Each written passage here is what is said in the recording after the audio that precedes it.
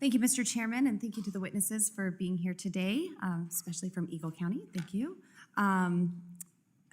Principal Deputy Director Culver, nearly 50% of my district is federal lands, and more than 90% of the BLM's 245 million acres are located in western rural communities.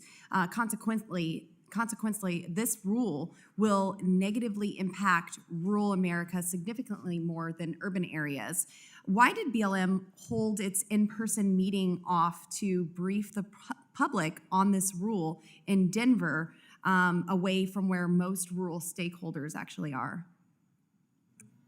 Thanks for the question, Congresswoman. I'm really glad to get the opportunity, as someone who was at all of the public information sessions, as well as some additional briefings we've been doing, to let you know that I am short on time, so I just would like to know why it was held in Denver. We identified, stakeholders. we held 3 information sessions in 3 areas where we felt a lot of people would be able to attend, and we saw that. Where were those areas? Where were all 3 of them? Our 3 in-person information sessions were held in Denver, Colorado, Albuquerque, New Mexico, and Reno, Nevada. Right. And so Denver's a very urban area, and my rural area in Colorado's 3rd district, half of the state of Colorado nearly, is impacted the most by this, and you chose to have that meeting in person in Denver rather than on the western slope or southwest Colorado. Now, just this week, I heard from one of my constituents who is a farmer and rancher in Mesa County that this unconstitutional rule could prevent her livestock from grazing on BLM land where they currently graze and where she has an active permit. Ranchers and farmers across the West still do not have clear answers as to what the impact of this rule will be on their current grazing leases, or what happens when they are up for renewal even. We heard from one of my colleagues on the other side of the aisle today that other multi-use activities won't be harmed, but let me ask you this.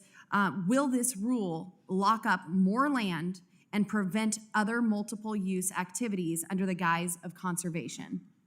No, it will not, Congresswoman. There will be no additional land held up, locked up, and no multiple use will be prevented from this rule. That is your promise to my constituents and everyone who will be impacted. Implements multiple use management on every acre of public land as prescribed in FLPMA. Since the rule was proposed with little to no stakeholder input, there are over 86,000 submitted public comments from a wide range of stakeholders who have a lot of questions. I want to dive into some of those that have been sent to me. What law passed by Congress has given the BLM the authority to propose this rule? Because it sure seems like the BLM is trying to rewrite FLPMA here and has no authorization from Congress for this rule, similarly to what we heard Ms. Sagama speak to.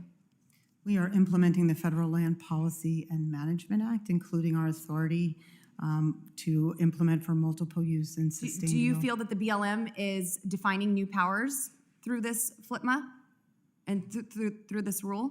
We are following FLPMA and Congress's direction to manage for multiple use. So we heard concerns earlier from both Governor Noem and Governor Gordon about this rule and how it will prevent active forest management, which is a very big issue, especially in my district. We've had 4 of the largest wildfires in our recorded history in my district, and it will lead to more wildfires. Is active forest management, including mechanical thinning, consistent with the BLM's definition of conservation in this proposed rule? Absolutely. You will allow mechanical thinning to continue? BLM manages every acre under our multiple use mandate, and restoration in many places includes that kind of active management. Let the record show that this rule will not affect mechanical thinning and the management, the active management of our forests. I want the record to show that you have promised that.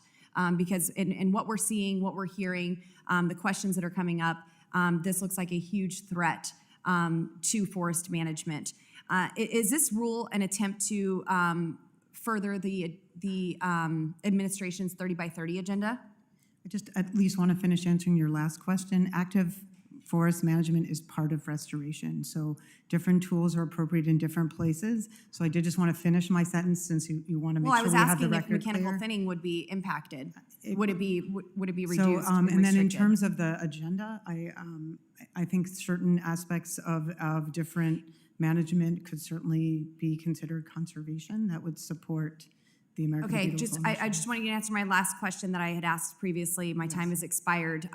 Is this an attempt to further the administration's 30 by 30 agenda and eventually go into the 50 by 50 agenda that we hear so much of? This is the BLM implementing its multiple use and sustained yield mission under the Federal Land Policy and Management Act to do that so that we can continue to support all the So uses. you want to we've further been the talking about administration's 30 by 30 agenda to lock up 30% of America's lands and waters by 2030? today. This Thank you. rule My will time not- has expired. this Thank rule you. will not